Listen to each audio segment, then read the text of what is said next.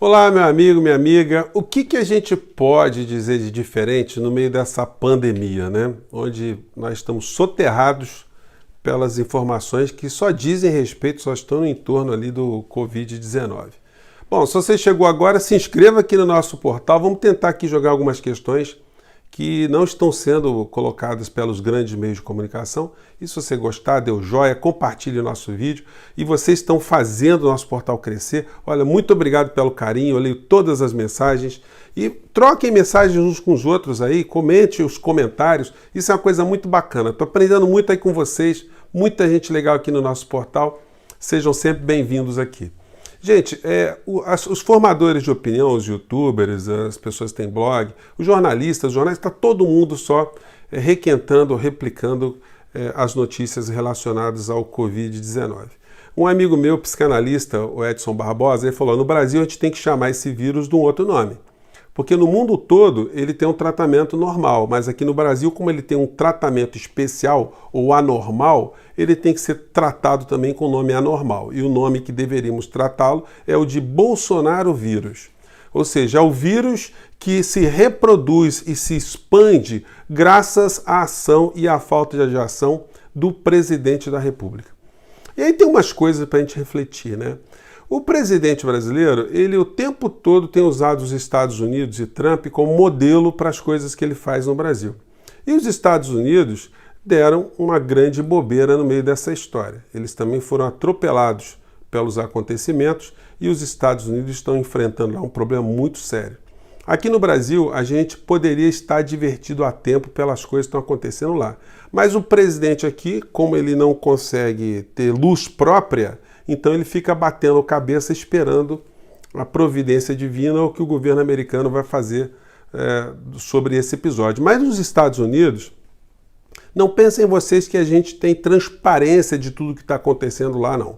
Esse negócio de que eles são uma sociedade que revelam todos os assuntos, que as coisas são colocadas pela mídia, isso aí é um mito. Eles sempre tiveram um tratamento muito ponderado em relação a imagens que desgastam a imagem dos Estados Unidos perante o mundo. É só você lembrar, se você viu alguma imagem de soldados que foram mortos lá no Iraque, chegando nos Estados Unidos, cena de enterros, de funerais, cobertura jornalística sobre isso. A gente não viu absolutamente nada sobre esse aspecto. E aqui hoje nos Estados Unidos, enquanto eu estou conversando com vocês, lá já se tem quase 600 mil pessoas contaminadas oficialmente, fora as que estão subnotificadas, né? E quase 25 mil mortes. Graças a Bolsonaro, nós vamos subir rapidamente nesse ranking. Os Estados Unidos estão em primeiro lugar e o Brasil já está em 11º país em número de mortos em todo o planeta. Então, o que nós temos na cobertura jornalística nos Estados Unidos é um negócio que chama atenção, ou a falta de cobertura. A gente teve uma imagem que vazou, que foi coletada por um drone de uma emissora, enfim, que mostra o enterro em valas comuns lá nos Estados Unidos, uma cena muito chocante, porque ela nos dá conta que os corpos estão sendo, os caixões estão sendo empilhados, e depois de empilhados todos juntos, são soterrados ali por uma pá mecânica, né?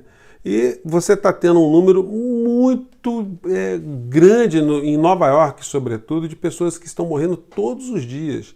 700, 800, 900 pessoas. Teve um dia que morreu 1.100 e poucas pessoas, né?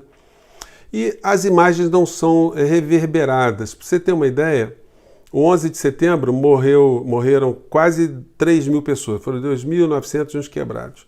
Nós temos quase 10 vezes o 11 de setembro agora nos Estados Unidos e nós não temos imagens que repliquem o que está acontecendo ali.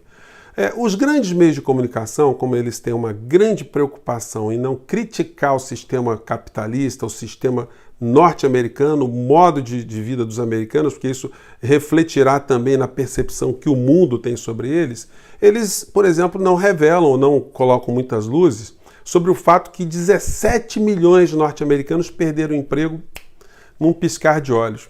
Porque como eles não têm uma legislação trabalhista muito protetiva lá, basta o empregador dizer, olha, você está fora, o cara vai embora, só recebe o do dia e acabou.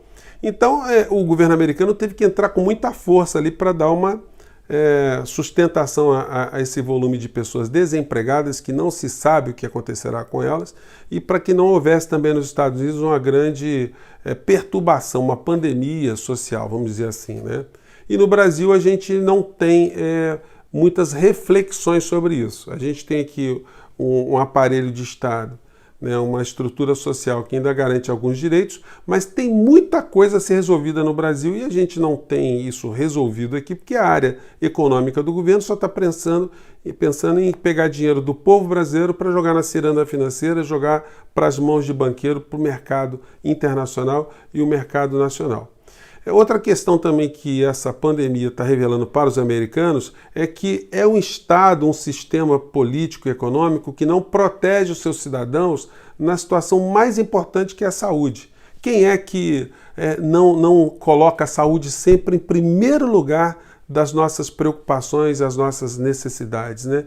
Quando a gente chega final de ano, que a gente vai desejar alguma coisa para uma pessoa, a gente sempre deseja que a pessoa tenha saúde, porque o resto a gente consegue, né? Nos Estados Unidos não adianta para você desejar saúde, não. Você tem que desejar dinheiro para o cara ter o plano de saúde, porque senão você está morto lá, né? Então, essas coisas não estão sendo colocadas para reflexão para o mundo inteiro. O Brasil tem um sistema de saúde que é precário, mas pelo menos ele funciona como uma rede que pode fazer com que o problema que os americanos vivem lá seja mais atenuado aqui. Mas e aqui, o que nós temos aqui? Um presidente que deveria batizar o vírus com seu próprio nome, porque enquanto no mundo inteiro ele é tratado de uma forma uniforme, no Brasil ele é tratado de uma forma especial. O vírus aqui ele tem o DNA que está dentro do Palácio do Planalto. Então a gente tinha que chamar esse vírus de Bolsonaro vírus.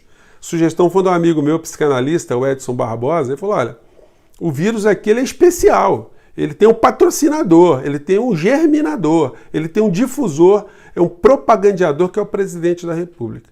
Então deveríamos chamar, eu vou adotar essa expressão a partir de agora, de chamar o vírus aqui de Bolsonaro vírus. O presidente da República ele tem uma série de limitações, né? Aquilo que os psiquiatras chamam de borderline, o cara que está na fronteira, o fronteiriço intelectual, o fronteiriço mental. Ele tem conhecimento que ele é um fronteiriço, pelo menos isso ele sabe. E ele poderia se acercar de pessoas que têm algum conhecimento, como ele sempre disse, que ele seria o técnico. Mas quando ele chama alguém da área da ciência e tecnologia, quem é que o assessora? O astronauta Ameba. Nosso astronauta que cortou bolsa de pesquisa, que está convivendo com esse tipo de situação. O astronauta Ameba que ainda não voltou para a Terra, não opina sobre nada. Então, o povo brasileiro fica órfão nesse momento dessa área do conhecimento. Ele poderia chamar o ministro das Relações Exteriores para que o ministro dissesse o que está acontecendo no mundo, para que estabelecesse pontes de relação com outros países, que trouxesse experiências e apoio para o nosso país. Mas aí a gente tem um terraplanista que faz companhia ao astronauta, uma pessoa que segue lá o Henri Cristo de Virgínia, uma pessoa que tem uma cabeça que está fora, está em outro planeta, uma pessoa que é ligada à família Bolsonaro, são bolsolavistas guedianos, né? Pessoas que estão com a mente perturbada, mas a serviço de jogar dinheiro para dentro de bancos nacionais e internacionais. Pois bem, ele poderia também pegar opiniões com o médico do governo, o ministro da Saúde. Mas o ministro da Saúde também não tem personalidade. Eles parecem aqueles personagens de música sertaneja, de sofrência, onde um bate no outro, um pega o outro no motel com o outro, dá dinheiro para o garçom, dá dinheiro para o motel, enfim, voltam, se estapeiam. Então fica essa maluquice. O ministro tivesse honra, tivesse caráter, já há muito tempo era para ele ter botado o punho na mesa, para não dizer outra coisa, né? E falando, presidente, olha só, o senhor faz isso, ou então estou fora e o senhor vai matar o povo brasileiro, eu vou denunciar. Vou denunciar o senhor internamente, externamente, não, mas aí fica a briga de personagens de música de sofrência, né? E quando ele poderia, por exemplo, ter na área da inteligência alguém para assessorá-lo, ele tem Augusto Heleno, que é essa figura objeto de todo tipo de bizarrice envolvendo inteligência ou a falta de. Para piorar essa situação toda, na área social, o presidente poderia ter apoio de gente mais civilizada, gente mais consciente, gente que pressionasse o presidente da República ir num caminho do bem. Mas aí você tem uma grande base de apoio que é construída em cima de líderes religiosos, de igrejas que são caça-níqueis, e aí não estou me referindo a cristãos nem evangélicos, eu não estou generalizando, você sabe de quem eu estou falando. Estou falando desses pastores vigaristas que criaram grandes empresas que são partidos políticos que exploram a fé humana e o bolso dos seus seguidores. Então esse pessoal dá também algum tipo de apoio ao presidente translocado. Meu avô diria o presidente transviado, né? E aí, o que nós temos fora desse grupo que não está ligado a essas igrejas, a área social, são os filhos do Henri Cristo de Virgínia, o bolsolavismo. Essas pessoas que nos lembram sempre os canjicas do conto do Machado de Assis, o alienista. A revolta da canjica foi a sociedade que se mobilizou para invadir o hospício, né, para enfrentar o Dr. Bacamarte. Mas aqui no Brasil, a revolta da canjica são as pessoas que saíram de dentro do hospício, que vão para as ruas lutar contra a ciência e a favor do louco mor, que é o presidente da República. Aí a revolta da canjica fica um problema muito sério. Bom, no meio dessa geleia toda, nós temos a área psicopática, a área racional, a área vigarista, que é a área econômica. Enquanto nós estamos debatendo essas questões todas, eles não ficam um segundo sem preparar o terreno para o roubo, para o saque, para a retirada de dinheiro do povo brasileiro, das nossas economias, para jogar para o sistema financeiro nacional e internacional. Essa ala é a ala que fica conscientemente observando tudo o que está acontecendo. E aí, para fechar a tampa do caixão, nós temos os grandes meios de comunicação, ou que são omissos ou são sócios de toda a patifaria. Porque tudo isso que está acontecendo, eles não fazem nenhum esforço para fazer uma análise crítica, para aprofundar o debate, para tranquilizar o pequeno empresário, o pequeno empreendedor, o trabalhador, o aposentado, o servidor público, para apontar um futuro para o nosso país. Estão o tempo todo só discutindo as questões do presente, não há um plano estratégico. Os meios de comunicação são sócios dessa história toda.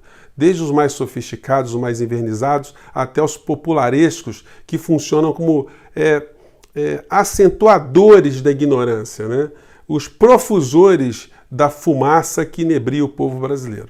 Bom, gente, eu espero ter jogado mais algumas questões para a sua reflexão. Se eu estiver enganado, você me corrige, mande suas críticas, sugestões aqui para o nosso portal e continue a espalhar o nosso vídeo aí. Muito obrigado. Olha, a gente está crescendo bastante graças a muitas pessoas como vocês, com capacidade de reflexão crítica, com determinação de fazerem alguma coisa para transformar a realidade e levar o conhecimento ao maior número de pessoas. Gente, eu fico por aqui. Um grande abraço, um abração mesmo. Até o próximo vídeo. Tchau.